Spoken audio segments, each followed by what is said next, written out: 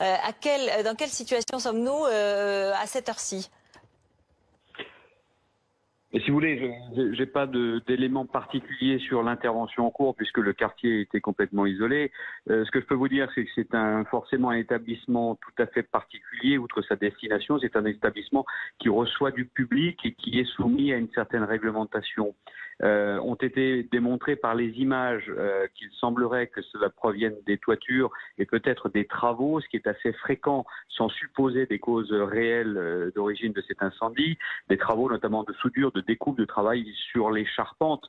Ça va être un incendie difficile à maîtriser puisqu'il faut aller en hauteur, mettre des moyens aériens, notamment des échelles, des bras élévateurs articulés pour mettre en place un dispositif d'extinction qui permette aussi de limiter autant que faire se peut les dommages sur la cathédrale puisque c'est un site bien évidemment très sensible. Donc là, une opération très technique, très difficile pour les pompiers de Paris cet après-midi. Oui, effectivement, on est en train de voir la toiture en partie ravagée par les flammes à cette heure-ci. Ce monument est très important pour l'histoire de France, pour l'histoire de l'Europe, qui se trouve ainsi touché par des flammes. C'est une image très très forte, c'est une image très dure. Est-ce que c'est déjà arrivé dans l'histoire des pompiers de Paris, ce type d'événement ?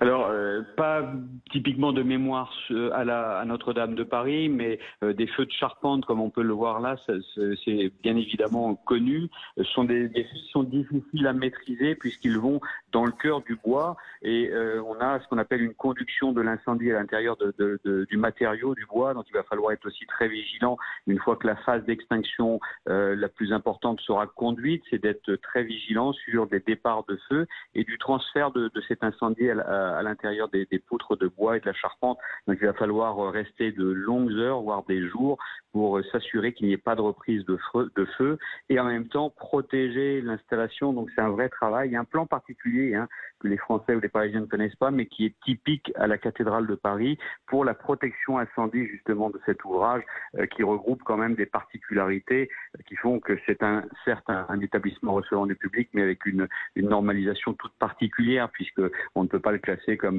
et on peut le comprendre un immeuble de grande hauteur normal et moderne. Voilà.